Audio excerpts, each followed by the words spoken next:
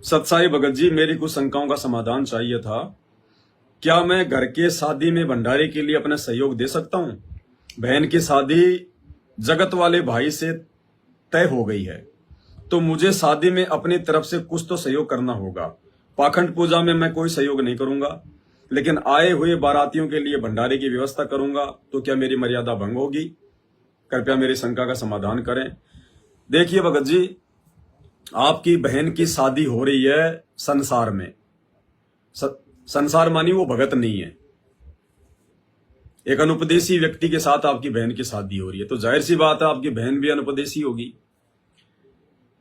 अब देखो भगत जी, अगर आपने नाम दीक्षा ले रखी है और आप मर्यादा में रहकर भक्ति यदि आप जी चाहते हैं करना, तो देखो मर्यादा तो मर्यादा है, क्योंकि आपकी बहन की शादी होगी रीति रिवाजों के तहत, परंपराओं के तहत। जो पाखंड हैं, जो आडंबर हैं, घोड़ी बैंड बाजा पंडित फलाना दिखना लेना देना, कर्म कांड पूजा पाठ पंडित हलवाई पलवाई, दुनिया भर का कर्म कांड होगा। और यदि आप उसमें पैसा देंगे तो भाई उसमें सहयोग तो आपका माना ही माना जाएगा। ये कोई छुपने छुपाने की बात नहीं है। मर्यादा तो देखो टूटेगी, क्योंकि यदि आप उसमें प्रत्यक्ष रूप से सहयोग नहीं कर रहे हैं तो पैसा देके अप्रत्यक्ष रूप से तो आप जी सहयोग कर ही रहे हैं। आपने क्या अपने घर वालों को समझाया नहीं होगा कि भाई बहन को नाम उपदेश दिला दो, किसी भगत के घर में शादी कर देंगे, ना दहेज देना पड़ेगा, ना कोई आडंबर करना पड़ेगा, ना कोई पाखंड करना पड़ेगा, ना बहन को कोई समस्या आएगी। आपने समझाया तो होगा। जब आपकी अच्छी बातों को आपके परिवार वालों ने स्वीकार नहीं किया तो उनके पाखंड में फिर आपने सहयोग भी नहीं करना। अब भाई देखो, इसमें बात आएगी डर भय। अगर मैं अपनी बहन के उसमें सहयोग नहीं करूंगा तो मेरा बाप मुझे मकान में हिस्सा नहीं देगा, मुझे प्रॉपर्टी में हिस्सा नहीं देगा, जमीन में हिस्सा नहीं देगा। अब ये काल डराएगा भाई। अगर ज्ञान समझ में आ गया तो दुनिया की सबसे बड़ी प्रॉपर्टी परमात्मा का नाम है। परमात्मा कहते हैं गुरु समान दाता नहीं और भिखारी शिष्य समान, और 3 लोक की संपदा जिन गुरु दीनी दान। हमें जो ये नाम मिला हुआ ना परमात्मा का, प्रथम नाम या सतनाम, ये 3 लोक की संपत्ति से भी उत्तम संपत्ति है। लेकिन हम इसको हल्के में ले रहे हैं क्योंकि ज्ञान आधार नहीं है। अभी हम इसकी वैल्यू को नहीं समझ रहे। तो भगत जी, अगर इसके लिए इस नाम रूपी संपत्ति को, इस मर्यादाओं को सुरक्षित रखने के लिए अगर देश निकाला भी मिल जाए, घर निकाला तो बहुत छोटी चीज है। परमात्मा कहते हैं नाम सहित बेवतन भला, जो दर दर मांगे भीखा, और क्या हुआ छत्र की छाया चाले, यो राजपाट दिल्ली का। परमात्मा कहते हैं कि हे प्यारी आत्मा, अगर तेरे पास में सतगुरु का वो वास्तविक मंत्र है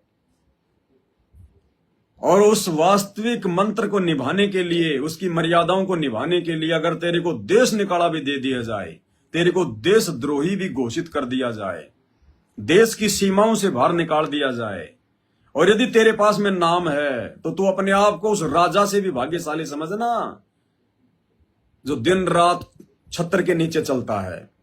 वो राजा अगले जन्म में गधा बनेगा।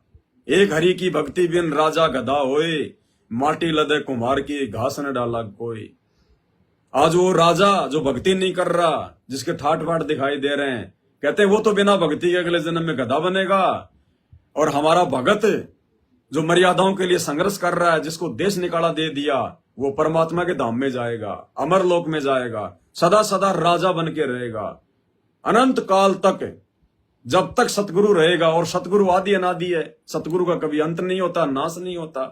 तो जब तक सतगुरु है तब तक वो आत्मा राज करेगी सतलोक में, वो राजाओं का राजा बनकर रहेगा। तो मर्यादाओं को निभाने के लिए फिर भगत जी ज्ञान को आधार बना के संघर्ष करना पड़ेगा। जब वो आपकी अच्छी बात नहीं मान रहे तो आप उनके पाखंड में सहयोग नहीं कर सकते। हाँ, शादी में जैसे कोई रिश्तेदार है, कोई बाराती है, आराम से रहो अपने घर पे, कोई दिक्कत नहीं है। अच्छे कामों में आप उनका सहयोग करो। फालतू की पूजा पाठ, वो कर्म कांड, लेन देन में सहयोग मत करना। बाकी घर आए मेहमानों को खाना खिलाना, खाना बनवाना, सेवा करना, लड्डू बांधना, पूरियां उतारना, रिश्तेदारों से बात करना, बीच बीच में मालिक के बारे में चर्चा करना, करो ना, किसने मना किया? घर छोड़ के थोड़ी भागना है, बहन की शादी भाई की शादी है तो खाली हमने अपनी मर्यादाओं को बचाकर ध्यान रखना कि क्या करना और क्या नहीं करना। और ये हम सबको पता होता है भगत जी, ऐसी बात नहीं, हम सबको पता होता है। लेकिन ये पवन दास को तो जानबूझ के बलि का बकरा बनाया जाता है कि पवन दास कह दे कर ले तो कर लेंगे, फिर वो दोष पवन दास के सिर पे रखा जाएगा। तो भाई पवन दास ये गलती नहीं करेगा, जो सही है वही बताएगा।